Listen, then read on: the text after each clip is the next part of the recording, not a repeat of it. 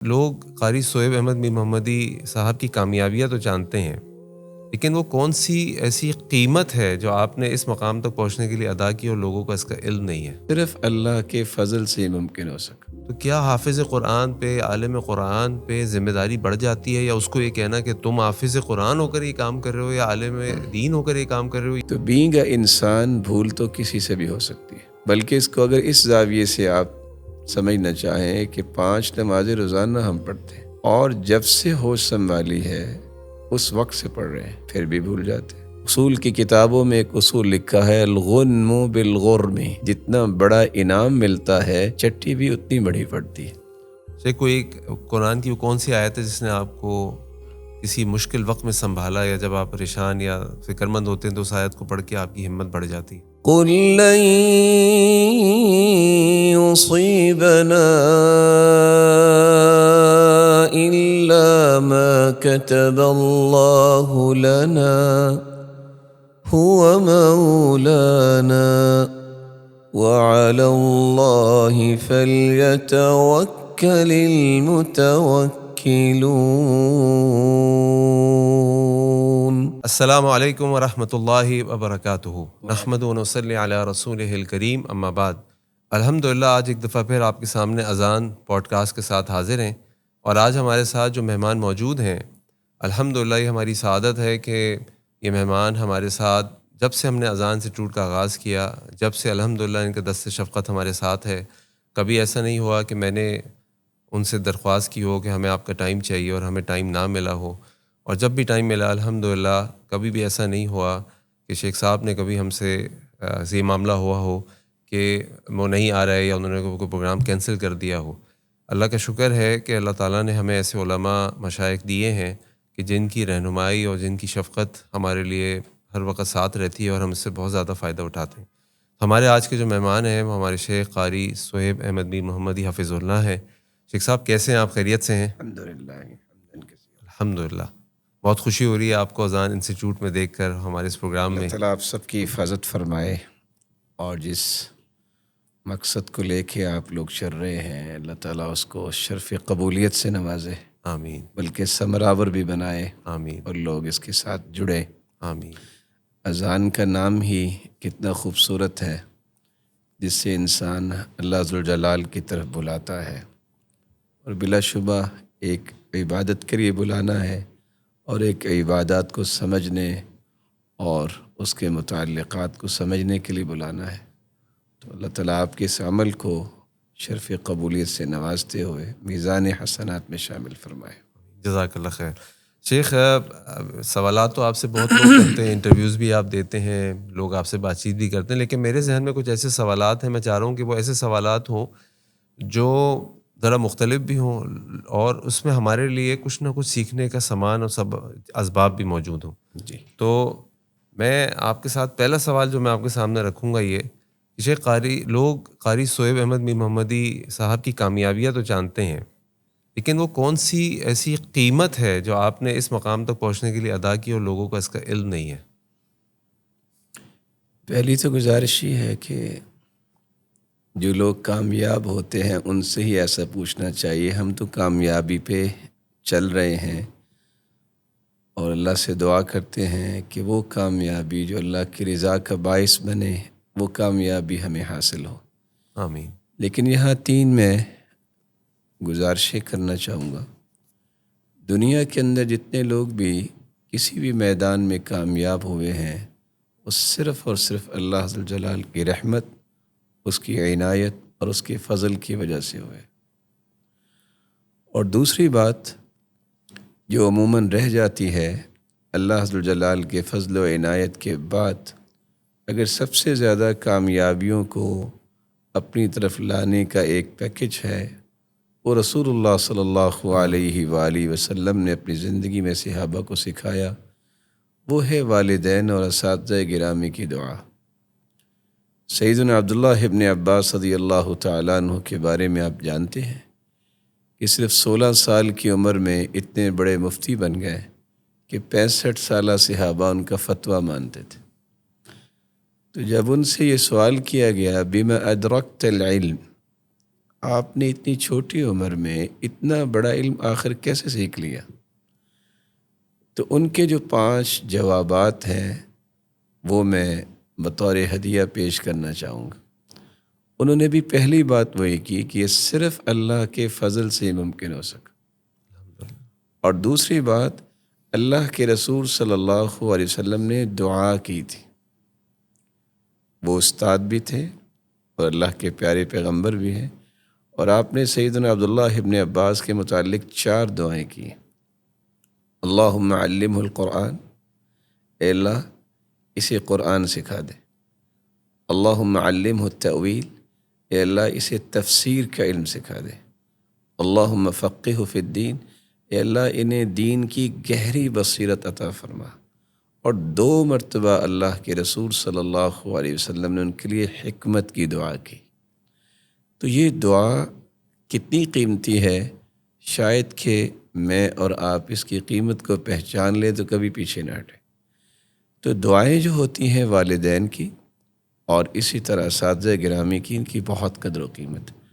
مجھ سے بعض دفعہ ساتھی سوال کرتے ہیں بچوں کی تربیت کے حوالے سے، جی تو میں چونکہ اس کے حوالے سے بڑا کانشیس رہتا ہوں، اس اعتبار سے کہ ہم صرف کوشش پہ اعتماد کرتے ہیں۔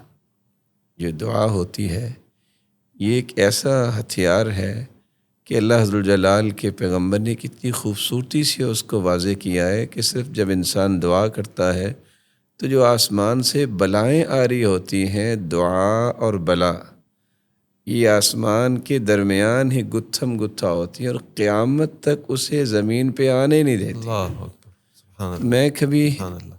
مزاحاً بھی پوچھتا ہوں کہ 24 گھنٹے میں آپ اپنے بچوں کے لیے دعا کتنے منٹ کرتے ہیں؟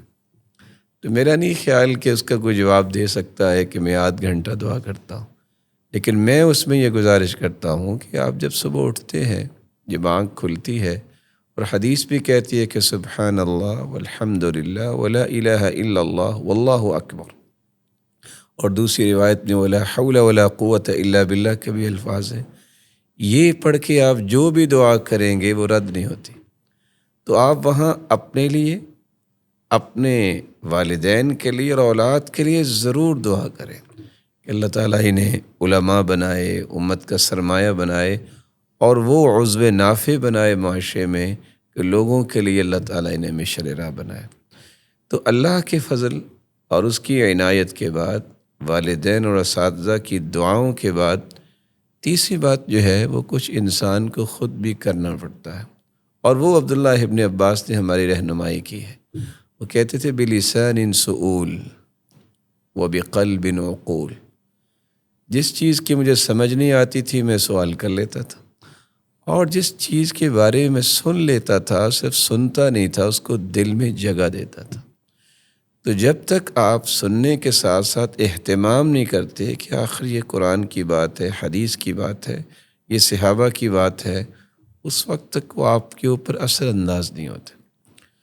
اور چوتھی بات جو ہے، میں یہ سمجھتا ہوں کہ اللہ تعالیٰ نے یہ جو استاد اور معلم کی شکل میں ایک نعمت انسان کو دی ہے، یہ اصل میں میکنگ کرتے ہیں۔ کتنے اساتذہ کی توجہ جو ہے کہ اس بچے کو کیا ضرورت ہے، علمی طور پہ یہ کیسے سمجھ سکتا ہے، ان کا انداز دعاؤں کے بعد، اور ان کا رسوخ جو ہے علم کا، اس سے بھی بہت سارے انسانوں کی میکنگ ہوتی ہے۔ تو میں تو یہ سمجھتا ہوں کہ صرف اور صرف اگر کوئی 2 لفظ ہم جانتے ہیں تو صرف اللہ عز و جلال کے فضل اور عنایت اور اس کے کرم کا ہی نتیجہ ہے۔ الحمدللہ، بارک اللہ فیک شیخ، جزاک اللہ خیر۔ فیک مبارک۔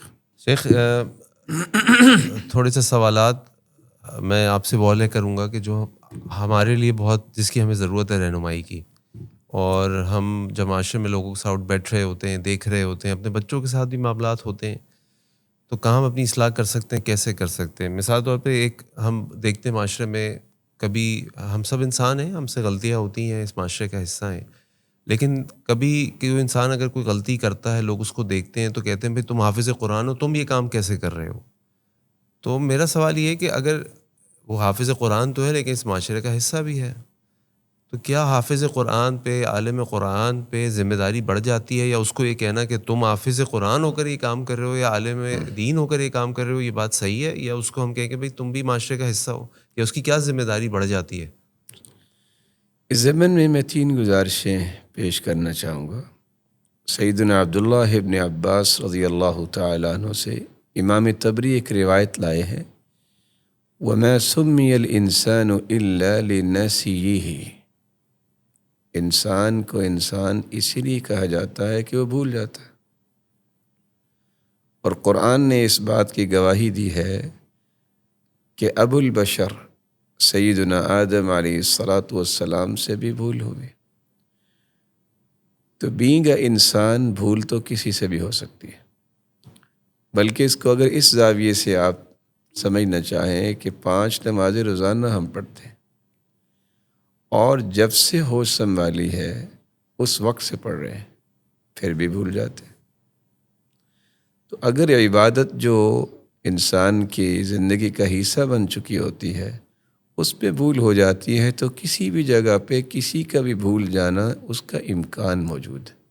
اور آپ صلی اللہ علیہ وسلم کے جو الفاظ ہیں اس پہ غور کرنے کی ضرورت ہے۔ کل بنی آدم خطاء، پوری کی پوری انسانیت جو ہے وہ خطا کار ہے۔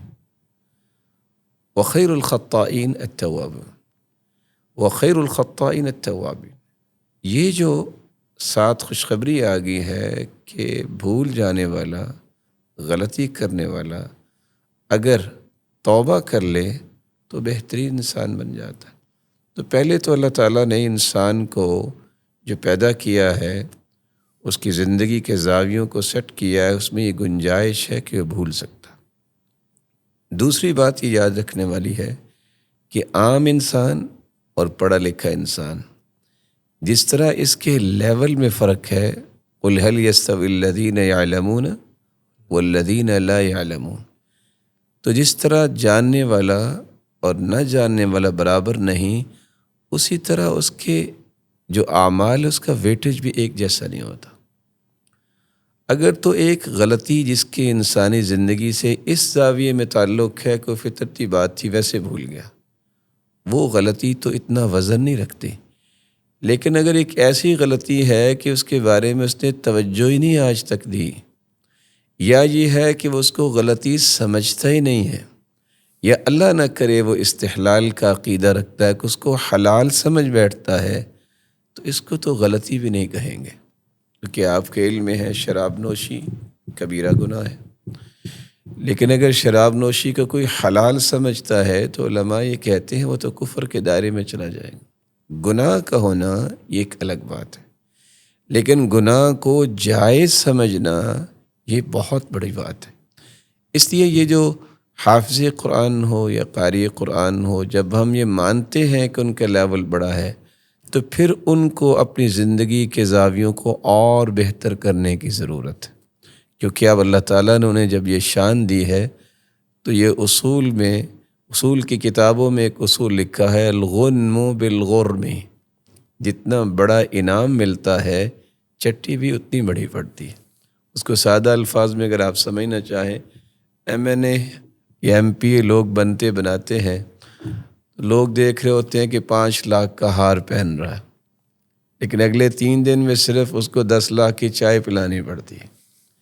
تو جب آپ سمجھتے ہیں کہ ایک بڑا اللہ کا انعام ہے، اس انعام کی حفاظت کرنے کی کوشش کرنا، پلاننگ کرنا، دعائیں کرنا اور اللہ سے التجائیں کرنا، یہ پھر ذمہ داری بھی بن جاتی ہے۔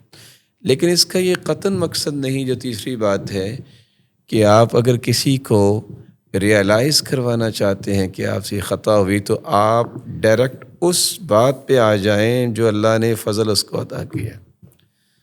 اب اللہ ذوالجلال کے پیغمبر نوح علیہ السلام، انہوں نے کتنی کوشش کی، اگر آگے سے ان کو کوئی کہہ دے کہ آپ سے اپنا بیٹا تو سنبھالا نہیں گیا تو آپ ہمیں کیوں دعوت دے رہے ہیں، تو یہ ایک غیر معقول سی بات ہے۔ یہ اللہ کے فیصلے ہیں۔ کوشش کرنا اخلاص کے ساتھ، اور کوشش کے ساتھ ساتھ انسان دعا کرے، یہ ذمہ داری ہے۔ لیکن یہ یاد رہنا چاہیے کہ انک لا تہدی من احببت، ہدایت کی دو قسمیں ہیں، ہدایت ارشاد کہ آپ ہدایت کے بارے میں رہنمائی تو کر سکتے ہیں، لیکن دل میں ہدایت کا ڈالنا اور پھر اس سے بڑی نعمت جو ہے ثابت قدمی اور استقامت جو ہے، یہ اللہ کی توفیق کے بغیر ممکن نہیں۔ اور میں تو یہ سمجھتا ہوں کہ اس حدیث نے مجھے بہت کچھ سکھایا کہ اگر قیامت کے دن بھی رحمت کام آئے گی، عمل کام نہیں آئیں گے۔ لن يدخل احدكم الجنة بعملی، کوئی تم میں سے عمل کی وجہ سے جنت نہیں جائے گا۔ اللہ کے رسول صلی اللہ علیہ وسلم سے سوال کیا گیا، ولا انت یا رسول اللہ، اے اللہ کے پیارے پیغمبر آپ بھی؟ جواب سنیے، ولا انا الا ان يتغمدني اللہ برحمتہ، میں بھی اپنے عمل کی وجہ سے جنت میں نہیں جاؤں گا جب تک اللہ کی رحمت شامل حال نہیں ہوگی۔ اس سے سارا مسئلہ ہی حل ہو جاتا ہے۔ تو رحمت اللہ ذوالجلال کی صرف آخرت میں نہیں، ہمیں چاہیے دعا کرنی چاہیے اللہ اپنی رحمت سے دنیا میں بھی ہمیں غلطی اور کوتاہی گناہوں سے محفوظ رکھے۔ آپ ایک چھوٹی سی بات سوچیے، یہاں سے ہم نکلتے ہیں، یہ اس کی رحمت نا محفوظ ہے۔ اگر کوئی عقل مند سے عقل مند شخص جا رہا ہو تو ایسے ہی کسی کی جیب میں ہاتھ ڈال دے، اس کی عقل مندی کو لوگ سمجھیں گے کہ بہت عقل مند ہے۔ یہ کس نے روکا ہوا ہے؟ یہ اس کی رحمت ہے۔ اچھا بھلا انسان جو ہے نیک اور صالح، پہلے صف میں نماز پڑھنے والا، جاتے ایسی جو ہے وہ کسی انسان کے ساتھ کو مس بیہیو کرتا ہے، وہ کوئی مانیں گے کہ یہ بہت بڑا نیک ہے؟ یہ ساری چیزوں سے، ان تصرفات سے بچایا ہوا ہے تو اس اللہ نے۔ اگر ہم اس چیز کا اللہ کا شکر ادا کرنا چاہیں تو ساری زندگی ہم شکر ادا نہیں کر سکتے کہ اس نے اس طرح کے تصرفات سے ہمیں محفوظ رکھا ہے۔ تو اس لیے میرا نہیں خیال کہ ہمیں اس کو صرف ٹونٹ کرنا چاہیے، بلکہ ریئلائز کروانے کا اور بھی طریقہ مثبت ہو سکتا ہے کہ اچھے لوگ ایسا کام نہیں کر سکتے۔ اس لیے سعد رضی اللہ تعالیٰ عنہ کے بارے میں جب آتا ہے کہ آپ نے سمجھانا چاہا تو وہ چونکہ اونٹ ہانکتے وقت انہوں نے اونٹ کو مارا تو آپ نے فرمایا، ما ہکذا تورد الابل یا سعد، سعد اس طرح جو ہے وہ اونٹوں کو ہانکا نہیں کرتے اور ان کو پانی کی طرف نہیں لے کے آیا کرتے، اگرچہ اس کے بارے میں موقوف روایت ہے، لیکن ایک زاویہ ہمیں ملا ہے کہ بجائے ٹونٹ کرنے کے آپ ویسے بھی ریئلائز کروا سکتے ہیں۔ شیخ اصل میں یہ ٹونٹ جو ہو رہا ہوتا ہے نا، وہ اسلام کے خلاف اپنے اللہ رحم فرمائے بغض کو، ان چیزوں کو عام طور پہ اظہار کے لیے لوگ کر رہے ہوتے ہیں۔ تو ایک مطلب آپ کی بات سے میں سمجھاؤں کہ کم از کم ایک مسلمان اگر کسی کے اندر کوئی غلطی دیکھے، چاہے وہ حافظ قرآن ہو، عالم دین ہو، کوئی نیک آدمی ہو، تو یہ کوشش کرے کہ کسی بھی طور پہ اپنے دین یا اسلام کے کو اپنے غصے کا نشانہ نہ بنائے یا ٹارگٹ نہ بنائے، بلکہ اس شخص کی جو کمی خامی ہے اس کو اس شخص کی کمی خامی پہ رکھا جائے اور اس کی اصلاح کرنے کی کوشش کی جائے اور اپنے دین کی عزت کو برقرار رکھا جائے۔ ایسے لوگوں کے دل میں جو اصل میں اسلام کے خلاف بغض ہوتا ہے، عناد ہوتا ہے، اس کا اظہار وہ اس طرح کے الفاظ سے اگر کرنا چاہتے ہیں تو یہ اس سے بڑا گناہ ہے جس کو وہ سمجھا رہے ہیں، کیونکہ اس سے غلطی سرزد ہوئی ہے، اور ادھر سے اسلام کے خلاف جو ہے وہ خاموش بغاوت کا اظہار کیا جا رہا ہے۔ یہ اس سے بڑا گناہ ہے، جس گناہ کو روکنا چاہ رہے ہیں اس سے بڑا گناہ خود کر رہے ہیں۔ آپ صلی اللہ علیہ وسلم نے تو فرمایا تھا نا کہ لو لم تکونوا تذنبون لخفت علیکم ما هو اکبر من ذلک، اگر تم کوئی بھی گناہ نہ کرو تو میں خوف کھاتا ہوں کہ تم اس سے بڑا گناہ کر بیٹھو گے۔ وہ کیا ہے؟ العجب، خود پسندی۔ یہ خود پسندی علم کی وجہ سے بھی آ سکتی ہے کہ میرے جیسا عالم کوئی نہیں، حسن کی وجہ سے بھی آ سکتی ہے، کسی منصب کی وجہ سے بھی آ سکتی ہے، اور جسمانی طاقت کی وجہ سے بھی آ سکتی ہے۔ کوئی بھی زاویہ خود پسندی کا ہو، یا انسان کے اندر تقوی کی بنیاد پہ خود پسندی آ جائے کہ مجھ سے تو کوئی گناہ نہیں ہوتا۔ یہاں یہ بات یاد رہنی چاہیے، جب اس طرح کی خود پسندی آ جائے تو من عیر اخاہ بذنب لم یمت حتی یعملہ، جو کسی کو عار دلاتا ہے اس وقت تک اس کو بھی موت نہیں آتی جب تک اس سے وہ گناہ ہو نہیں جاتا۔ اس لیے ہمیں عار نہیں دلانی چاہیے، اس لیے ہمیں اسلام کے بارے میں کوئی بات نہیں کرنی چاہیے۔ اسلام اس سے بری ہے اس طرح کی بات سے۔ یہ انسان ہے اور انسانوں سے خطا ہوئی، اور اس خطا کو دور کرنے کا طریقہ نبوی طریقہ ہے، اور آپ صلی اللہ علیہ وسلم نے جب بھی کسی کے بارے میں بتایا ہے کہ یہ غلطی ہے، سامنے بیٹھے ہوتے تھے، لیکن آپ نے نام نہیں لیا. آپ نے کیا فرمایا؟ ما بال اقوام یفعلون کذا و کذا.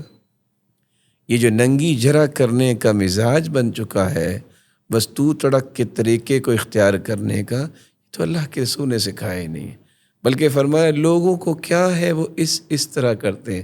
کون سے لوگ؟ سامنے بیٹھے ہوتے تھے، آپ نے نام بھی نہیں لیا. تو اس لیے جو حکمت اور بصیرت ہے، جب تک آپ کے پاس نہیں، آپ جتنا چاہے بڑے مسئلے ہوں، آپ اس مشن کو اگلے سینے میں منتقل بھی نہیں کر سکتے. اس سے ہمیں حکمت و دانائی نہیں چھوڑنی چاہیے، اور زندگی میں کبھی بھی اسلام کے بارے میں یا وہ لوگ جو ابتدائی اسلام میں اسلام کے مہرے بنے ہیں ان کے بارے میں کوئی بھی لفظ نہیں بولنا چاہیے. اور علماء امت جو ہیں، یہ اللہ تعالیٰ کی بہت بڑی نعمت ہے، اور معاشرے کا ایک چہرہ ہوتے ہیں. یہی حافظ، یہی قاری، یہ امامت کرواتے ہیں. جس حکیم پہ اعتماد نہ ہو اس کی پڑیا اثر نہیں کرتی. یہی وجہ ہے کہ آج ان کی باتوں کا اثر ختم ہو گیا، کیونکہ دل میں احترام ختم ہو گیا. اللہ ذوالجلال ہمیں ان لوگوں کو جو ہے عزت دینے کی بھی توفیق دے، اور ان کے ساتھ بھی ہمیں نصیب فرمائے جنہوں نے اپنی زندگیاں دین کے لیے وقف کی ہوئی. قاری صاحب، آپ کے گھر کا ماحول، آپ کے رشتہ دار ہیں، آپ کے بڑے بھائی، آپ کے خاندان والوں کے بارے میں سنتے رہتے ہیں، لیکن ایک سوال یہ ہے کہ کوئی ایسا واقعہ یا مرحلہ آپ کی زندگی میں ہوا جس نے ہمیشہ کے لیے آپ کا تعلق قرآن کے ساتھ جوڑ دیا؟ میں اس بات کو پھر دہراؤں گا کہ اللہ کا فضل ہی ہے، الحمدللہ. لیکن والدین جو ہیں ان کی قرآن مجید سے محبت کچھ عجیب ہی تھی. ماشاء اللہ، ماشاء اللہ. یعنی بہت تھوڑے لوگ ہوں گے پورے گاؤں میں جو والد گرامی کے شاگرد نہ ہوں، اور والدہ محترمہ رحمہ اللہ رحمۃ واسعہ، کوئی ایسی عورت نہیں ہوگی، بڑی ہو یا چھوٹی، جس نے والدہ محترمہ سے نہ پڑھا ہو. اور پھر ان کی جو محبت تھی صرف یہاں تک محدود نہیں تھی، ان کی تمنائیں اور دعائیں یہ تھی کہ اللہ ہمارے بیٹوں کو قاری بنا. الحمدللہ. تو وہ اس بات پہ بہت خوش ہوا کرتے تھے جب وہ شیخ ایوب کی تلاوت سنتے، جب شیخ صدیق المنشاوی کی تلاوت سنتے کہ میرے بیٹے ایسا پڑھے. اور پھر صرف یہاں تک نہیں، وہ ہر وقت جو ہے وہ تلاوت سنتے بھی تھے، اور ایک ان کا مصحف خاص تھا، وہ پڑھتے بھی رہتے تھے. تو میں نے تو دیکھا ہے جب سے کہ انہوں نے الحمدللہ تہجد کی پابندی کی، اور ان کی یہ خواہش تھی کہ صرف قرآن پڑھے ہی نہ، یہ 5 پارے سنایا کرے. تو ہم بہت چھوٹے تھے تو انہوں نے ساتھ کھڑا کر لینا، میں نے 5 پارے سننے ہیں، اور ہم خوف زدہ ہوتے کہ 5 پارے کیسے پڑھیں گے. لیکن ان کی یہ تمنا تھی. دعاؤں کے بعد جو انہوں نے کوشش کی ہے ہر وقت کہ کسی طریقے سے یہ قرآن سے جڑے رہیں. آپ حیران ہوں گے، بڑے بھائی فضیلت الشیخ قاری محمد ابراہیم صاحب حفظہ اللہ ویرعاہ ومتعنا اللہ بطول حیاتی، آمین. وہ زندگی میں کسی بچے سے کھیلے نہیں ہیں. آپ سوچ رہے ہوں گے کیا مطلب؟ وہ صرف گھر میں کھیلتے تھے، وہ باہر نہیں جاتے تھے، کیونکہ والدین کی طرف سے یہی تھا کہ کسی کے ساتھ نہیں کھیلنا، کھیلنا ہے تو گھر میں کھیلو. یہاں تک کہ وہ مسجد میں جانا ہوتا تو جوتی پکڑتے، دوڑ لگا کے مسجد جاتے، نماز پڑھ کے جوتی ہاتھ میں پکڑ کے دوڑ لگا کے گھر آ جاتا. اور چونکہ اللہ نے بہت خوبصورت ان کو آواز دی تھی، تو لوگ رستے میں ان کو پکڑ لیتے، کہتے تلاوت سناؤ گے تو جاؤ گے. سبحان اللہ، سبحان. تو ہم بھی ایسے ہی، وہ کہتے ہوتے تھے کہ نہ تو آپ نے رات دیر تک کسی کا درس یا تقریر ہے وہاں بھی نہیں جانا، وقت پہ سو گے تو نماز پڑھو گے. نماز پہ تو کمپرومائز کرتے ہی نہیں تھے. پھر اللہ تعالیٰ نے ان کو اتنی سینس دی تھی کہ آج تو یہ ساری ڈیجیٹل چیزیں آ گئی نا، وہ اس طرح دیکھتے تھے کام بھجوایا ہے، اچھا یہ کام تو 10 منٹ کا تھا، یہ 20 منٹ ہو گیا ابھی تک آیا نہیں، یہ کس کے پاس کھڑا ہوگا. اتنا چیک اینڈ بیلنس رکھتے تھے. وہ دیکھتے تھے کہ جو بے نماز کے پاس کھڑا ہے اس کو کبھی پسند نہیں کرتے. آپ اس سے ان کا لیول چیک کر سکتے ہیں کہ گاؤں میں ایک شادی تھی تو وہاں کسی نے ڈھول بجایا، تو ان کو خبر ملی کہ فلاں شخص بھی شادی میں شامل تھا جس کی داڑھی بھی ہے اور نیک تھا، تو ان کو اس غم سے بخار ہو گیا کہ یار نیک لوگ بھی یہ کرنے لگ گئے۔ اللہ، تو ان کی بہت دعائیں اور کوششیں تھیں، اللہ تعالیٰ انہیں غریق کی رحمت فرمائے۔ آمین آمین۔ تو وہ ایک میکانزم جو گھر کا بنا ہوا تھا کہ ہم شیرگان بھی ہیں، تو ان کا بھی معمول تھا جب رمضان آتا تو اٹھنا اس وقت ہے جب تک وہ 10 12 نہیں پڑھ لینے۔ تو سسٹم ہی ایسا تھا کہ اللہ تعالیٰ نے اس میں جو راحت دی، پھر بعد میں وہ ایسا جو ہے وہ زندگی کے ساتھ جڑا کہ اب اس سے جدا ہونا گویا کہ زندگی سے جدا ہونا ہی ہے۔ اللہ تعالیٰ آخری رمق تک اس قرآن کی محبت ہر ایک کو نصیب فرمائے۔ آمین۔ تو شیخ آپ نے بھی گھر سے باہر نہیں کھیلا یا خالی بڑے بھائی نے نہیں، بھی میں کھیلا؟ کھیلتا رہا ہوں، لیکن چونکہ میں سب سے چھوٹا تھا تو آپ کو پتہ ہے چھوٹے نکمے بھی ہوں تو لاڈلے ہوتے ہیں، لیکن اس کے باوجود وہ زیادہ نہیں کھیلنے دیتے تھے۔ چونکہ میں اتفاق سے ساتھ اسکول بھی پڑھتا تھا، اسکول سے آ کے ان کو ہی کچھ سناتا تھا۔ گاؤں کا ایک مدرسہ تھا، وہاں بھی میں نے کچھ پڑھا، لیکن سبق قرآن مجید کا سنایا کرتا تھا۔ تو میں نے اسی طرح ہی کوئی 21 پارے کیے ہیں گھر میں اور گاؤں کے مدرسے میں، اور 2 4 دن میں راجہ جنگ بھی گیا۔ بقیہ جو ہے وہ بھی میں نے جو 9 پارے کیے وہ حضرت قاری صاحب کے پاس کیے اور گھر میں ہی کیے، لیکن کھیلنے کے بارے میں ان کا اصول وہی تھا کہ نہیں، کسی اور کے ساتھ نہیں کھیلنا۔ اس کا فائدہ کیا نکلا کہ بہت ساری ایسی چیزیں جو بازار میں یا کسی کونے اور موڑ پہ کھڑے ہوئے بچوں کی زبانوں پہ آتی ہیں، گالیاں یا وہ چیزیں کہ جو انسان سنتے ہوئے بھی شرماتا ہے، اسے اللہ نے حفاظت کر دی۔ الحمدللہ۔ اور اس سے اتنی نفرت ہوگی کہ اگر کسی مجلس میں کوئی ایسی بات کر رہا ہوتا تو صرف ایک ہی حل ہوتا تھا کہ اٹھ کے چلے جانا۔ تو آج ہم چکے کچھ لفظ اللہ کی رحمت اور اساتذہ کی دعا اور محنتوں سے پڑھے، تو ہم جب یہ چیز پڑھتے ہیں کہ فلاں شخص کو 2 باتیں پسند نہیں تھی، کہ کسی مجلس میں جب کوئی اس طرح کی بات ہوتی کہتے تھے میں نے اس مجلس میں دوبارہ نہیں آنا، بلکہ ان کی تربیت کے ایک اور پہلو وہ کہتے تھے کہ شادیوں میں نہیں جانا، جن لوگوں کے ہاں پردے کا اہتمام نہیں ہے کسی کو انہیں شادی پہ نہیں جانے دیا، کہتے تھے وہاں سے ہی پھر تربیت خراب ہوتی ہے۔ بلکہ گھر تھا، اللہ کا فضل ہے، وہ کہتے تھے جتنے رشتہ دار آئے ہیں مجلس میں تشریف لائے، کبھی کسی کو گھر نہیں آنے دیا، اس لیے کہ یہ اللہ کے رسول صلی اللہ علیہ وسلم نے جو تربیت دی ہے پردے کے حوالے سے، اس پہ کوئی کمپرومائز نہیں کرتے تھے۔ تو قرآن کے بعد نماز کے ساتھ ان کا جو لگاؤ تھا، یا بچوں کو اس پہ تیار کیا انہوں نے، اور پھر اس کے بعد یہ جو امتیازات ہیں دین کے، اس کے بارے میں بہت کانشیس رہتے تھے، بلکہ اللہ کے رسول صلی اللہ علیہ وآلہ وسلم کے اس فرمان کو بہت اچھے طریقے سے بار بار دہرایا کرتے تھے، اصل زندگی تو جنت کی ہے۔ سبحان اللہ۔ تو اس کے بھی نا اثرات ہوتے ہیں۔ آپ کے پیرنٹس جب کوئی بات کر رہے ہیں، نہ چاہتے ہوئے بھی کچھ چیزیں انسان میں نقش ہو رہی ہوتی، ایک وقت پہ اگر اس کا اظہار نہ بھی ہو تو کل کلام وہ خود سے ظہور پذیر ہو جاتی۔ تو یہ اچھی باتیں آپس میں شیئر کرنی ہی چاہیے۔ اور وہ دلیل کیا دیا کرتے تھے کہ دیکھیں خواب آئی ہے ابراہیم علیہ السلام کو، تو انہوں نے شیئر کس سے کیا؟ اپنے بیٹے سے کیا نا۔ ادھر بیٹے کو خواب آئی ہے یوسف کو، تو انہوں نے شیئر باپ سے کیا نا۔ یہ جو والدین کا اور اولاد کا تعلق ہے نا، وہ اتنا تو ہونا چاہیے نا کہ وہ شیئرنگ آپس میں کرے۔ آج باپ یا بیٹا یا ماں کو کسی کو بھی خواب آئے تو وہ فیس بک پہ تو شیئر ہو جاتی ہے، گھر والوں کو پتہ نہیں ہوتا۔ تو یہ جو اس وقت خلیج حائل ہو چکا ہے، میں سمجھتا ہوں اس کو دور کرنا چاہیے، اور یہ احترام اور شفقت اور محبت کے بغیر اور مشنری جب تک انسان نہیں اس وقت تک یہ ممکن نہیں ہو سکتا۔ شیخ اگر اب آپ نے ماشاءاللہ اپنے والدین کے بارے میں فرمایا، اللہ ان کو قریق رحمت فرمائے، یقیناً آپ تمام اولاد ان کے لیے صدقہ جاریہ ہے، اللہ تعالیٰ آپ کو قبول فرمائے۔ اب میں تو اپنے بارے میں بھی سوچ رہا ہوں، اپنے آس پاس کے بارے میں بھی سوچ رہا ہوں، تو آج کیا جو بچے ہیں، آج کی جو جنریشنز ہیں، یعنی ہم بھی ایک جنریشن ہے، ہمارے بچے بھی ایک جنریشن ہیں، ان کو اگر آپ کو 3 ٹپس دیں کہ آج کے سوشل میڈیا ڈیجیٹل ورلڈ کے دور میں جو چیزیں چل رہی ہیں، افراتفری ہے، اس کے اندر ہم کیا سب سے 3 اہم چیزیں جن کو مضبوطی سے پکڑ لیں تاکہ ہم اپنی اور اپنے بچوں کی اچھی تربیت کر سکیں اور ان کی عاقبت سنوارنے کی کوشش کر سکیں؟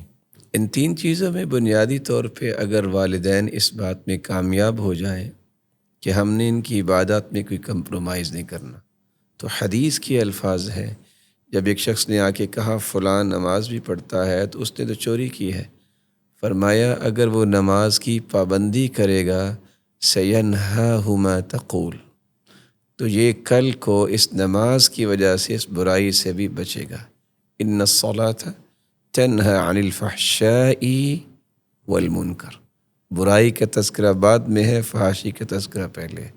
اگر نماز سمجھ کے پڑھی جائے، اس کے ارکان ہیں، واجبات اور شروط کو سامنے رکھتے ہوئے خشوع اور خضوع کے ساتھ، تو میں اس کی تعبیر ہی کر سکتا ہوں کہ ایسی لیزر شعائیں انسان کے اندر پیدا ہوتی ہیں کہ کچھ برائیاں ویسے ہی دور ہو جاتی ہیں۔ تو پہلی بات آپ اس بات پہ فوکس کیجئے کہ ان کی عبادات کو اس انداز سے پوری کروانے کی کوشش کریں کہ اس میں کوئی کمی نہ رہے، صرف فرائض نہیں، سنتوں کی پابندی کریں۔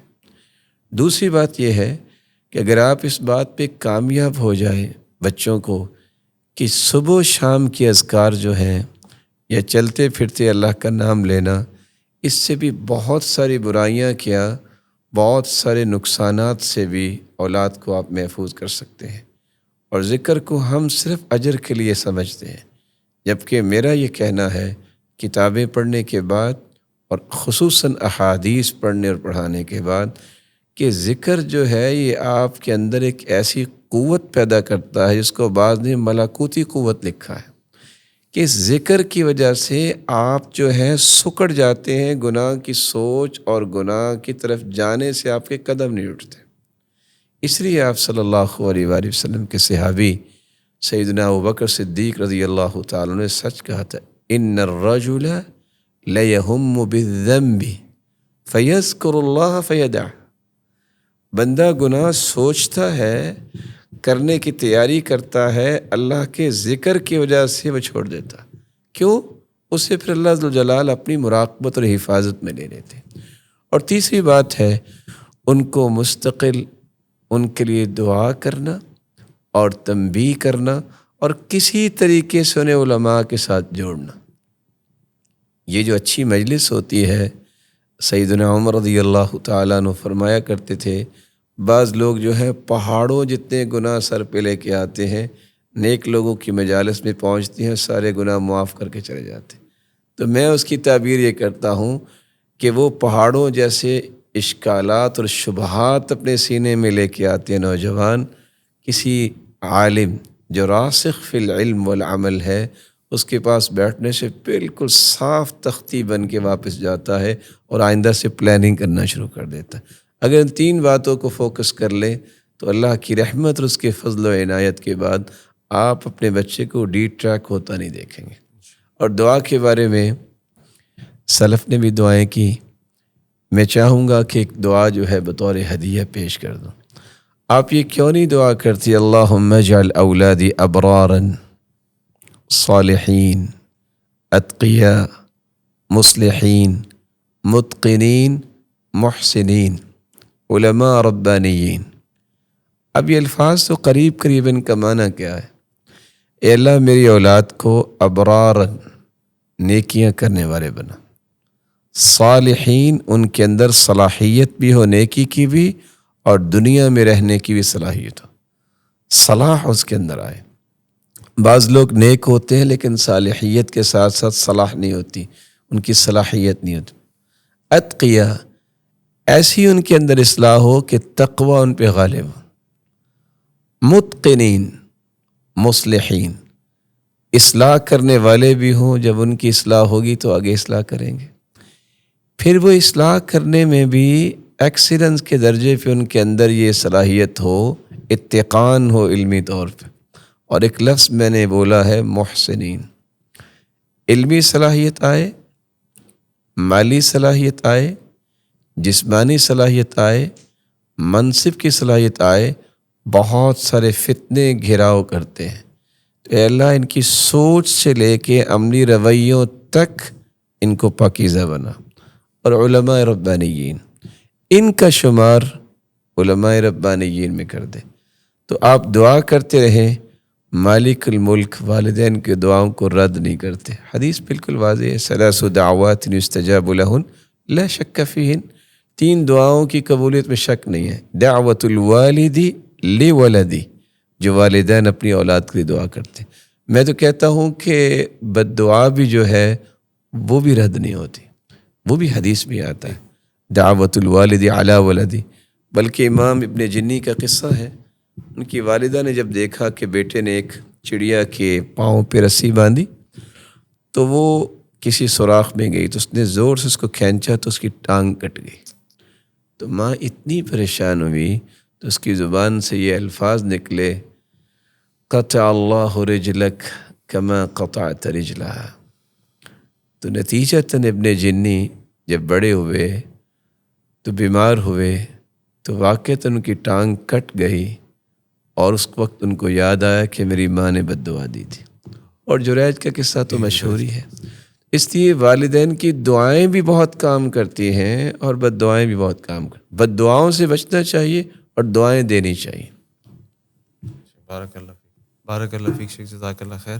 شیخ، اگر ہم اپنے بچوں کو حفظ کراتے ہیں، کوئی بچہ حفظ کرتے وقت روئے میں نے نہیں کرنا، میں نے نہیں کرنا، اور ضد پکڑ لے، تو والدین کو کیا راستہ اختیار کرنا چاہیے کہ اس کو ایک تو یہ کہ پیار محبت سمجھایا، کوشش کی لیکن وہ نہیں مان رہا، تو اب اس پہ زبردستی کی جائے یا پھر اس کو حفظ سے ہٹا لیا جائے اور باقی اس کو اور اس کی جو نیکیاں ہیں اس میں بڑھانے کی اس کو کوشش کی جائے؟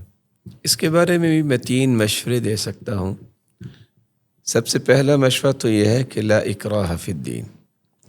یہ جو جبر کی صورتحال ہے، یا اس کو آج پنشمنٹ کی طرف لے جا رہے ہیں، اور سابقہ سالوں میں دیکھا گیا ہے کہ نفرت دلانے کے مترادف جو سزائیں دی جا رہی ہیں مساجد اور مدارس میں، ہم ٹوٹلی طور پہ اس کے مخالف۔ رسول اکرم صلی اللہ علیہ وآلہ وسلم نے کسی کو بھی ڈنڈوں کے ساتھ جو ہے وہ قرآن نہیں پڑھایا۔ یہ تو مزاج ہی ٹھیک نہیں ہے۔ میں کبھی مزاحن کہہ دیا کرتا ہوں، اگر زیادہ ہی شوق ہے مارنے کا تو بھائی یہ ستون کو مار لو، آپ کا شوق پورا ہو جائے گا، اس کو کچھ ہونا نہیں۔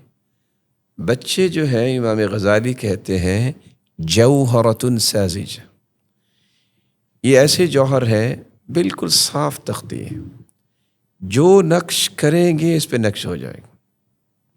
تو سب سے پہلے تو میں اس کو کنڈیم کرتا ہوں کہ یہ انداز جو ہے، بلکہ یہ سوچنا بھی اپنے بچے کی صلاحیت کو مسلنے کے مترادف ہے۔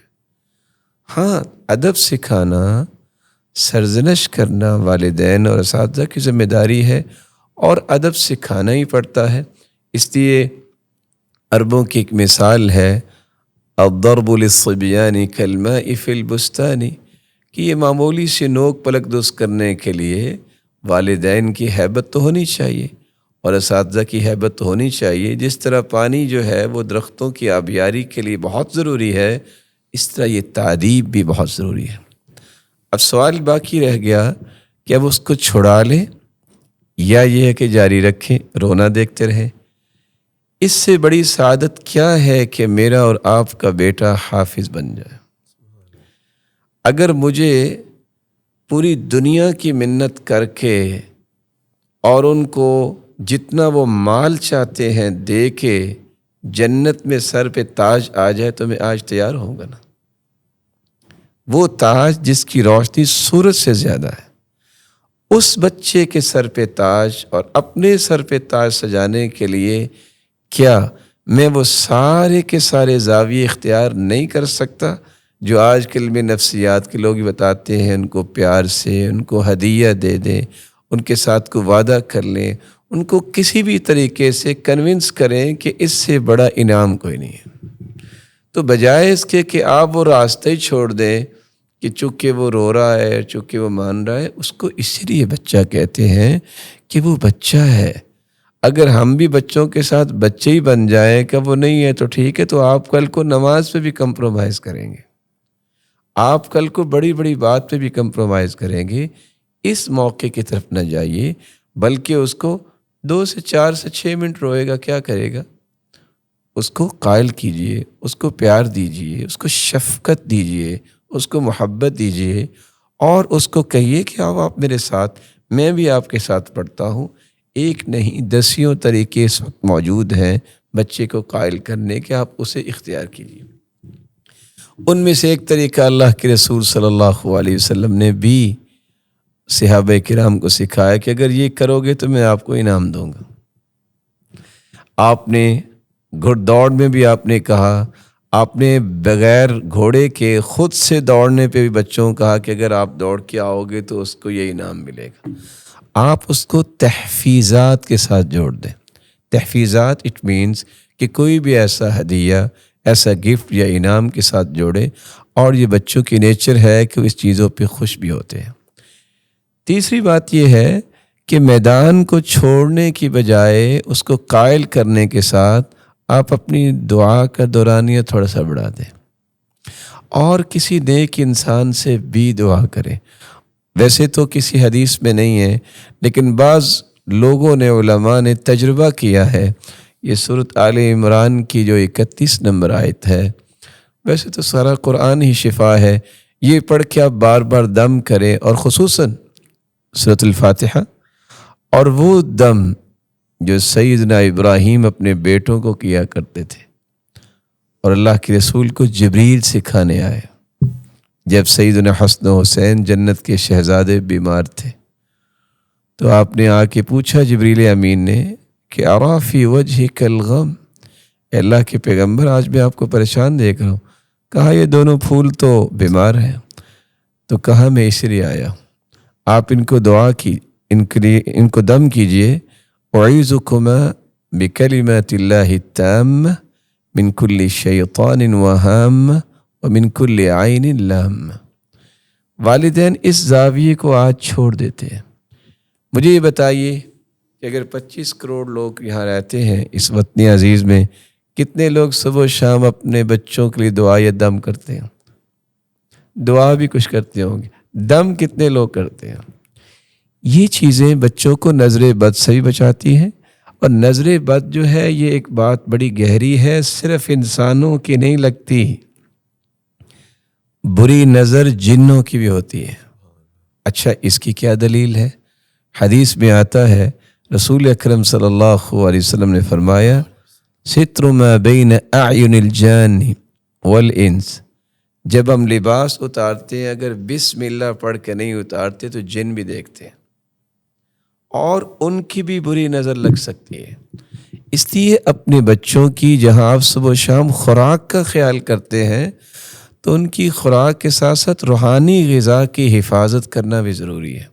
دعا ضرور کریں، لیکن صبح و شام محسنات استعمال کریں جس سے وہ نظر بد سے یا کسی بھی حسد کی نظر سے وہ بچ سکے۔ تو پھر اللہ کے فضل سے یہ چیزیں جو زندگی کا ایک حصہ ہیں، بچے ہیں، جب بڑے خیال کرتے ہیں تو اللہ تعالیٰ اس میں ضرور برکت کرتے ہیں۔ ان اللہ لا یضیع اجر من احسن عملا، جو اچھا عمل کرنے والا ہے اللہ اسے ضائع نہیں کرتے۔ جزاک اللہ خیر شیخ، بارک اللہ فیک۔ شیخ، قرآن پڑھانے والے اساتذہ کی کون سی ایک ایسی غلطی ہے جسے معاشرہ غلطی نہیں سمجھتا، لیکن وہ غلطی یا وہ قدم کسی بچے کی پوری زندگی خراب کر سکتا ہے؟ وہ فکری غلطی ہے کہ وہ مسند تدریس پہ بیٹھا اور خود بھی قرآن پڑھا رہا ہے، اور ان بچوں کو کہتا ہے کہ تم کیوں پڑھ رہے ہو۔ جس منصب پہ وہ خود مطمئن نہیں ہے، وہ بچوں کو کیسے مطمئن کر سکتا ہے؟ اور کوئی بھی بدعملی کا رویہ جب بچوں کے سامنے استاد پیش کرتا ہے، نتیجتاً اس کا وقار ختم ہوتا ہے، وہ بچے کبھی بھی اس منصب کو پسند نہیں کریں۔ تو یہ دو چیزیں، فکری اور نظریاتی غلطی اور عملی غلطی جو ہے، اس کے نتیجے میں پھر بچے اس مشن پہ نہیں آتے، اور جب دیکھتے ہیں کہ جب ان کا کوئی احترام نہیں ہے، اور احترام ملتا ہے عمل سے اللہ ذوالجلال کی رحمت کے بعد، اور انسان مطمئن ہو اس مشن سے، جب وہ خود مطمئن نہیں ہے بچوں کو مطمئن نہیں کر سکتے۔ اور میں تو سمجھتا ہوں کہ اس سے مطمئن کی بات نہیں ہے، ایسے بچوں کو صرف اس مشن سے دور نہیں کرتے بلکہ پاورفل دشمن بھی بناتے ہیں۔ کیوں بھلا؟ عام لوگوں کے اندر پھر بھی کچھ حیا شرم ہوتی ہے۔ جب کوئی شخص پڑھا لکھا کوئی جرات کرتا ہے تو وہ حدود بھی کراس کرتا ہے۔ اس لیے نظریاتی طور پہ جو استاد ہے اس کو اس مشن پر مطمئن ہونا چاہیے، اور عملی طور پر اسے سمجھنا چاہیے کہ میں ہوں جس نے اس بچے کو صحیح رخ دینا ہے۔ میرے ہر عمل کی جو انعکاسی کیفیت ہے وہ بچے میں جائے گی، میں چاہوں یا نہ چاہوں۔ تو اگر دونوں چیزوں کو کنٹرول کیا جائے تو پھر بچے انشاءاللہ متنفر نہیں ہوتے انشاءاللہ۔ شیخ، کچھ لوگوں سے بات ہوتی ہے، طلباء سے، تو ان کو جب ترغیب دلائی جاتی ہے کہ تم اپنی تلاوت کو اچھا کرو، اپنی قرأت کو اچھا کرو، اچھے طریقے سے پڑھو، جب لوگ قرآن تم سے سنیں گے تو لوگوں کے دل میں قرآن کی محبت ہوگی، وہ تمہارے پیچھے بھی پڑھنے آئیں گے، تمہارے اجر میں اضافہ ہوگا، تو جواب یہ دیتے ہیں بھئی یہ تو پھر ریاکاری ہو گئی، ہم نہیں چاہتے کہ ہم اس طرح کا کوئی کام کریں کہ ریاکاری کے زمرے میں آ جائے۔ تو کیا اپنی تلاوت کو بہتر کرنا، اپنی قرأت کو اچھی کرنا، پھر لوگ اس کو پسند کریں، ان کے پیچھے نماز کے لیے آئیں، اس کا اہتمام کرنا، یہ ریاکاری میں آئے گا؟ سب سے پہلے تو ریاکاری کا مفہوم ان سے پوچھ لینا چاہیے کہ وہ صرف تلاوت میں ہی ریاکاری کو ڈھال کیوں بناتے ہیں، بزنس میں ریاکاری کو ڈھال کیوں نہیں بناتے کہ جب ہماری شاپ، ہماری فیکٹری بڑھے گی تو کتنے کلائنٹس بڑھیں گے، تو وہاں بھی تو ریاکاری کا یہ عنصر موجود ہے، وہ وہاں اس کو ڈھال کیوں نہیں بناتے؟ وہ تو کرتے جا رہے ہیں۔ اس کا مطلب ہے کہ شبہ شیطان نے ان کے دل میں ڈالا۔ اب اللہ کی رضا کے لیے کام کریں۔ جس طرح بزنس مین کی یہ خواہش ہوتی ہے کہ میرے زیادہ سے زیادہ لوگ جو ہیں میرے ساتھ جڑیں، تو آپ کا بھی بزنس ہے جنت کا کہ میرا جنت میں درجہ زیادہ سے زیادہ بلند ہو۔ اگر آپ یہ سوچ بنا لیں تو کہاں رہے گی ریاکاری؟ اور اگر آپ کو زیادہ ہی مسئلہ ہے تو آپ 2 دعائیں پڑھ لیں، اللہم انی اعوذ بک ان اشرک بک شیئا وانا اعلم واستغفرک لما لا اعلم۔ یہ کس لیے سکھائی تھی؟ اذهب اللہ عنک صغار الشرک وکبارہ۔ اللہ کے رسول کا فرمان ہے کہ یہ پڑھنے سے شرک اکبر اصغر دونوں تم سے ختم ہو جائیں گے۔ اور وہ دعا پڑھ لیں جو سیدنا عمر پڑھا کرتے تھے، اللہم اجعل عملی کلہ صالحا واجعلہ لوجہک خالصا ولا تجعل لأحد فیہ نصیبا۔ اے اللہ اس عمل کو صالح بنا، یعنی سنت کے مطابق، اور اپنی رضا کے لیے خالص کر لے، اور اس میں کسی کا حصہ نہ رکھنا۔ تو جب اللہ کے رسول نے ایک دعا سکھا دی ہے، سیدنا عمر کی بات بھی پیش کر دی ہے میں نے، تو کیا یہ اللہ کے رسول کے صحابہ سے بھی نیک ہے کہ ان کو اتنا ہی زیادہ خطرہ ہے؟ تو صحابہ نے تو جو سیکھا اس کے مطابق کیے۔ ہم بھی جب کوئی بات کرتے ہیں، جب بھی ہم نے کوئی تلاوت کرنی ہو تو یہ بات ہر وقت یاد رہتی ہے، اللہم لک لا لغیرک، یا اللہ تیرے لیے ہے، کسی اور کے لیے نہیں۔ اس کا فائدہ کیا ہوتا ہے کہ انسان سکون سے پھر کام کرتا ہے، اس کو ادھر ادھر کی آوازیں تنگ نہیں کرتی، اور یہ راحت رہتی ہے بار بار سوچنے اور کہنے سے کہ انشاءاللہ اللہ اسے قبول کریں گے، کیونکہ ہمیں یہ بات یقین کی حد تک جو ہے دل نے تسلیم کر لیا ہے کہ جب تک اخلاص نہیں ہوگا نا، جتنا چاہے عمل کر لے اس کا فائدہ نہیں ہوگا۔ جب تک اخلاص ہے معمولی سا عمل بھی آپ کا ہوگا اور دنیا کی نظر میں اس کی کوئی قدر و قیمت بھی نہیں ہوگی، لیکن اللہ کے ہاں اس کی قدر و قیمت بہت زیادہ ہوگی۔ تو وہ اس بات کو سامنے لے آئے۔ اور امام ابن القیم تو کہا کرتے تھے، نوجوانوں کے شبہات میں ایک شبہ یہ بھی ہے، کہتے ہیں تقدیر میں ایسے لکھا تو ہم یہ کیوں کریں؟ بھائی تقدیر کے سامنے ایک اور تقدیر لے آئے۔ آپ نے کب وہ تقدیر پڑھی ہے؟ آپ کے سامنے پرچہ کب آیا تھا جب آپ نے پڑھا ہے؟ آپ بھی تو بعد میں ہی کہتے ہو نا، ابھی تو لکھا ہی نہیں ہے۔ اللہ عز و جلال نے جو لکھا آپ کے تو علم میں نہیں ہے، تو آپ تقدیر کے سامنے ایک نئی تقدیر لے آئے۔ وہ کیا ہے؟ اللہ نے ایسا لکھا ہوگا، تو آپ یہ بھی کہنا اللہ نے ایسا لکھا ہوگا، میں نے کرنا ہے کام۔ تو وہ شبہات کو دور کرتے تھے کہ یہ بھی شبہ ہے کہ اچھا میں ریاکاری کروں گا، وہ پہلی صف کو میں بیٹھتا ہے تو لوگوں کے کہنے پہ خیر ہے آج کل پہلی صف میں بیٹھتے ہو، وہ دوسری میں آ جاتا ہے۔ تو قاضی فضیل ابن عیاض کہتے ہیں یہ ہے ریاکاری، لوگوں کے خوف سے آپ جو ہے وہ دین کا کام چھوڑیں، یہ بھی تو ریاکاری ہے نا۔ تو ایک ریاکاری سے دوڑتے ہوئے دوسری ریاکاری طرف جانا، یہ تو اخلاص نہیں ہے۔ اخلاص ہے صرف اللہ کی رضا کے لیے کام کرنا، دعا پڑھ لے اور اپنے کام کو جاری رکھے۔ جزاک اللہ۔ شیخ آخری سوال، اگر آپ کو 1 سال دیا جائے اور آپ سے کہا جائے کہ پورے پاکستان کے اندر قرآن پڑھانے کا جو طریقہ ہے، نصاب ہے، سلسلہ ہے، اس میں کوئی ایک تبدیلی آپ کر سکتے، تو ایک تبدیلی آپ کیا کریں گے؟ میں سب سے پہلے انہیں فرائض کی پابندی کروانے کے ساتھ یہ ریئلائز کرواؤں گا کہ آپ جیسا منصب دنیا میں کسی کے پاس نہیں۔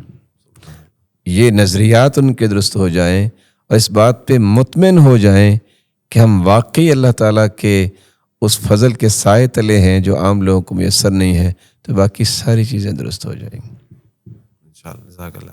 اچھا شیخ، آخر میں کچھ سوالات ہیں، بس آپ نے مختصر سے جواب دینا تاکہ ہمارے جو سامعین ہیں، ناظرین ہیں، ان تک یہ بات اچھی طرح پہنچ جائے۔ شیخ، تلاوت سننا آپ کو زیادہ پسند ہے یا تلاوت کرنا؟ دونوں ہیں۔ دونوں ہی چلے، لیکن شیخ آپ کو ایک چوز کرنا پڑے گا۔ شیخ، خوبصورت آواز پہ توجہ دی جائے زیادہ جو لوگ قرآن سیکھتے ہیں، تلاوت سیکھتے ہیں، یا سننے اور مضبوط تجوید کرنے پہ؟ کی جو آپ نے بات کی ہے، دونوں اس لیے کہ دونوں طرف دلائل ہے، اس کا بھی اجر اس کا بھی اجر ہے، لیکن خود سے کرنے سے نیکیاں زیادہ بنے گی، میں اس کو زیادہ پریفر کرتا ہوں۔ ماشاءاللہ۔ اگلا سوال کیا تھا؟ اگلا سوال یہ ہے کہ کسی بھی قاری کو خوبصورت آواز پہ زیادہ توجہ دینی چاہیے یا مضبوط تجوید کی کوشش کرنی چاہیے؟ 3 چیزوں پہ توجہ دینی چاہیے۔ سب سے پہلے قرآن عربی زبان میں اس کی عربیت فوت نہیں ہونی چاہیے، جس کو تجوید کہتے ہیں۔ دوسری بات یہ ہے کہ چونکہ حکم یہ ہے زین القرآن باصواتکم، اس کو جتنا بھی خوبصورت پڑھ سکیں وہ خوبصورتی شامل کریں، مع تدبر المعانی، معانی پہ غور کر کے پڑھیں کہ اب یہ مجھ سے مطالبہ کیا کر رہا۔ سبحان اللہ۔ شیخ، کون سے ایسے قاری ہیں جن کو آپ بار بار سننا پسند کرتے ہیں؟ 2 قاری ہیں، شیخ محمد صدیق المنشاوی اور شیخ محمد ایوب رحمہ اللہ۔ شیخ، وہ ایک استاد جن سے اگر دوبارہ آپ کو پڑھنے کا موقع ملے تو کس کو منتخب کریں گے؟ اپنے ہی استاد قاری محمد ابراہیم صاحب۔ ماشاء اللہ۔ شیخ، کوئی ایک قرآن کی وہ کون سی آیت ہے جس نے آپ کو کسی مشکل وقت میں سنبھالا، یا جب آپ پریشان یا فکر مند ہوتے ہیں تو اس آیت کو پڑھ کے آپ کی ہمت بڑھ جاتی ہے؟ اعوذ باللہ من الشیطان الرجیم، بسم اللہ الرحمن الرحیم،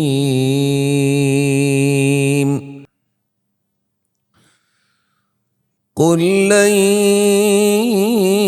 يصيبنا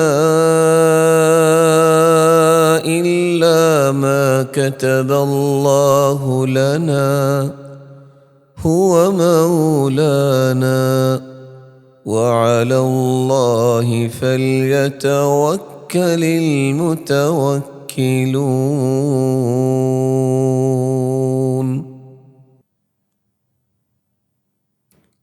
سورۃ التوبہ کی آیت ہے،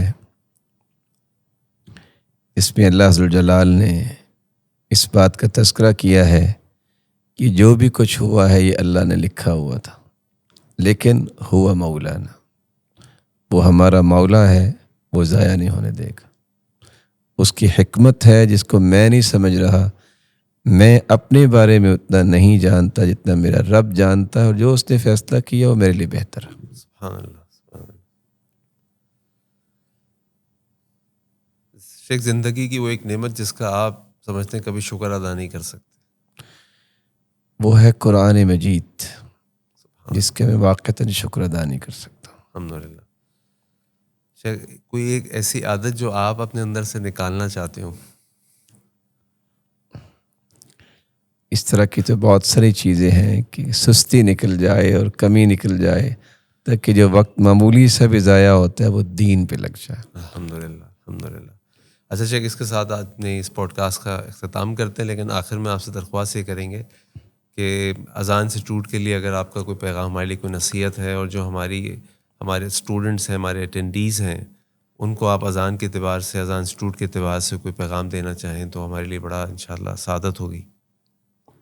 اذان نام جس طرح خوبصورت ہے اور عبادت کی طرف بلانے کا ایک اشارہ ہے۔ میں اذان کے جملہ متعلقین اور ذمہ داران کے لیے پہلے تو دعا گو ہوں کہ اللہ تعالیٰ ان کو اپنے دین کے لیے استعمال فرمائے، آمین۔ اور ان کے لیے میرا پیغام یہ ہے جو البدایہ والنہایہ میں امام ابن کثیر نے قصہ نقل کیا کہ ایک شخص نے دیکھا جو کہ مؤذن تھا کہ ایک عورت کے ساتھ کچھ ظلم ہو رہا ہے، اس نے روکا، منع کیا، چھڑایا اور اس کو بھی مارا گیا۔ اس نے آدھی رات کو ہی اذان دے دی۔ وقت کے خلیفہ نے فوج بھجوائی، اس کو اریسٹ کیا اور لے آئے کہ آپ نے یہ کیوں کیا؟ اس نے کہا کہ میرے پاس اور کوئی راستہ نہیں تھا، میں نے صرف اس لیے اذان دی کہ اس کو اللہ کا خوف ہے، اب صبح کی اذان ہوگی، اب ظلم سے باز آ جاؤں، گناہ سے باز آ جاؤں۔ جب تحقیق کی گئی، انویسٹیگیٹ کیا گیا تو ایسا ہی مسئلہ تھا۔ تو پھر بادشاہ نے کہہ دیا تھا کہ جہاں بھی تمہیں برائی نظر آئے اور کوئی راستہ نظر نہ آئے تو اذان کہہ دینا۔ تو نتیجتاً معاشرے کے اندر جہاں بھی کسی نے کسی کا مال چھینا ہوتا، بلکہ تذکرہ کیا کہ زرگر جو ہے وہ کسی کا مال سونا اس نے رکھا ہوتا، دے نہیں رہا تھا، تو وہ آیا آ کے کہتا ہے کہ میرے ساتھ چلو۔ وہ اس کے ساتھ گئے، اس کی دکان کے سامنے سے گزرے، کہتے اس کا سونا واپس کرنا ہے کہ اذان دو؟ کہتے اذان نہ دینا، میں واپس کرتا ہوں۔ تو اذان کے متعلقین کو اس قدر عقیدے میں اور اتباع سنت میں مضبوط ہونا چاہیے کہ جہاں سے یہ گزرے لوگوں کو پتہ ہو کہ اگر ہم نے درست نہ ہوا تو یہ ہماری اصلاح کے لیے اپنے صلاحیتوں کو ضرور استعمال کریں گے اور فوری طور پہ اس کو حکمت اور دانائی کے ساتھ ختم کریں گے۔ آپ لوگوں کے سامنے کسی کو جرأت نہیں ہونی چاہیے عقیدے کے بارے میں اور اللہ کی رسول صلی اللہ علیہ وسلم کی سنت کے بارے میں اور صحابہ کرام کے منہج اور فہم کے بارے میں کوئی بھی ایسی بات کر سکے۔ اگر اس پیغام پہ یہ پابندی کر لیں تو میری اللہ عز و جلال سے دعا بھی ہے اور امید بھی ہے کہ ایک ایک قدم پہ ان کو برکتیں نصیب ہوں گی اور کامیابیاں انشاءاللہ ان کا استقبال کریں گے۔ جزاک اللہ خیر شیخ، بارک بارک اللہ اللہ فیک۔ فیکم۔ آپ کے آنے کا بہت شکریہ، آپ کے ٹائم کا بہت شکریہ۔ اسی طرح آپ ہمارے شہر آتے رہیں، ہمارے ادارے آتے رہیں۔ بارک اللہ فیکم، بارک اللہ۔ اس کے ساتھ ہی اپنے اس پروگرام کا اختتام کرتے ہیں دعا کے ساتھ۔ سبحانک اللہم بحمدک، اشہد ان لا الہ الا انت، استغفرک واتوب الیک۔ السلام علیکم ورحمۃ اللہ وبرکاتہ۔